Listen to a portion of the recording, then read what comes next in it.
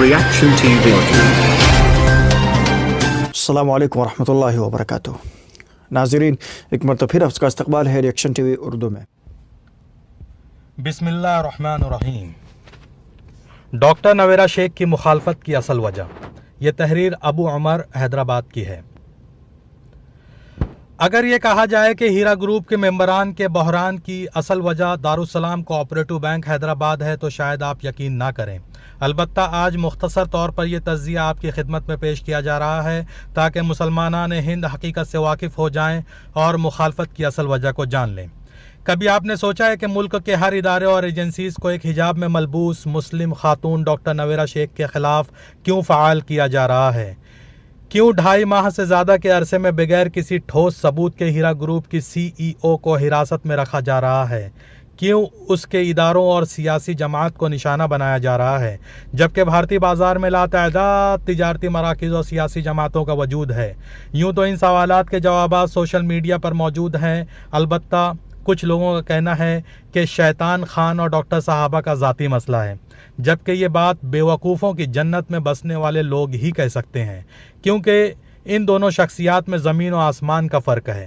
ایک شیطان کا لقب پانے والا مکروہ اور سیاہ چہرہ ہے، جبکہ دوسری جانب عزت سے آپا کہلانے والی شخصیت ہے. ایک سماج کا سیاہ حصہ ہے تو دوسری جانب ہندوستان پر جان فدا کرنے والوں کے خاندانوں کا سہارا بننے والی برقعے میں ملبوس مسلم خاتون ہے جو سماج کی خدمت بلا تفریق مذہب و ملت کرتی آ رہی ہے اور ہر میدان میں اپنی کامیابی کا لوہا منوا کر سنگ میل رکھتی رہی ہے، چاہے وہ تعلیم و تربیت کا ہو یا انسانیت کی خدمت کا، چاہے وہ تجارت کا ہو یا مظلوم اور بے کسوں کا سہارا بننے کا. کچھ لوگوں کا کہنا ہے کہ یہ جنگ اسد الدین اویسی کی پارٹی اور ڈاکٹر نویرا شیخ کی سیاسی پارٹی کی وجہ سے ہے. یہ تجزیہ بھی محل نظر معلوم ہوتا ہے کیونکہ پارلیمنٹ میں براجمان ممبر پارلیمنٹ کا ایک نئی پارٹی سے اس قدر خوف کھانا بھی دماغ میں نہیں بیٹھتا. کیونکہ کسی سیاسی تجزیہ نگار سے آپ جاننا چاہیں گے تو وہ یہی کہے گا کہ آل انڈیا مہیلا امپاورمنٹ پارٹی تو ملک کی خواتین کی تحفظ اور انسانیت کے انصاف دلانے کی بات کرتی ہے، بالکل نئی پارٹی ہے. اس سے اس سیاسی پارٹی کا ڈر سمجھ سے باہر ہے جو ملک میں ایک بڑا نام سمجھا جاتا ہے.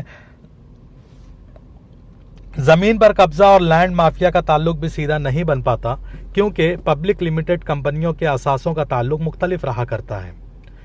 کچھ لوگوں کا کہنا ہے کہ مخالفین ہیرا گروپ لوگوں کی مدد کی غرض سے سامنے آئے ہیں، جو بہت ہی مضحکہ خیز معلوم ہوتا ہے کیونکہ ان افراد کا ماضی گواہ ہے کہ انہوں نے سوائے عوام کے خون چوسنے کے کچھ نہیں کیا، اور جو لوگ FIR کر چکے ہیں وہ اب پچھتا رہے ہیں کیونکہ ان کے سامنے کھائی اور پیچھے خندق نظر آنے لگی ہے، کیونکہ پونزی اسکیم اور ہیرا گروپ کو فراڈ ابھی تک تمام طاقتیں مل کر بھی الحمدللہ ثابت نہیں کر پائی ہیں. لیکن آخر یہ مسئلہ ہے کیا؟ ہیرا گروپ میں رقم لگانے سے کس کا نقصان اور کس کا فائدہ؟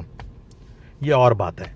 اسلامی تجارت اور ہندوستان کی زمین پر مسلمانوں کے مسیحا کہلانے والی دارالسلام کوآپریٹو بینک کی جو سودی نظام پر کھڑا مسلم معیشت کو ہڑپنے کی کوشش میں ہے اور چاہتا ہے کہ حیدرآباد اور قرب و جوار کے شہروں کے تمام سرمایہ کی چابی انہیں سونپ دی جائے اور وہ ان کا استحصال کر کے اپنے مقاصد حاصل کر کے مسلمانوں کی حلال تجارت کو نقصان پہنچا کر کھڑے ہو جائیں.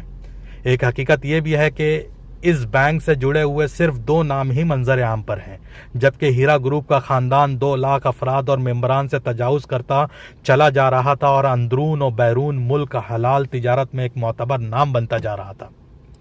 یہ مختصر تجزیہ آپ کی خدمت میں حاضر ہے. فیصلہ عوام کو کرنا ہے، آپ کو کرنا ہے. یہ مقدمہ انصاف کے لیے آپ کی عدالت میں ہے. ادھر دوسری جانب اللہ تعالیٰ ایسے بینکوں اور سودی نظام کے فروغ دینے والوں کے لیے فرماتا ہے سورہ بقرہ آیت نمبر 278 میں، اے ایمان والو اللہ سے ڈرو اور جو سود باقی رہ گیا ہے چھوڑ دو اگر تم سچ مچ ایماندار ہو، اور اگر نہیں کرتے تو اللہ تعالیٰ سے اور اس کے رسول صلی اللہ علیہ وسلم سے جنگ کے لیے تیار ہو جاؤ.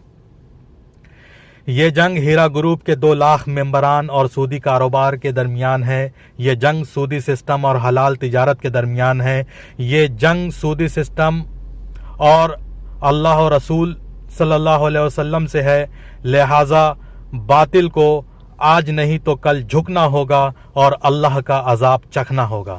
فیصلہ آپ کو کرنا ہے، فیصلہ عوام کو کرنا ہے کہ آپ اپنے مستقبل کے لیے کیا چنتے ہیں، حلال یا حرام.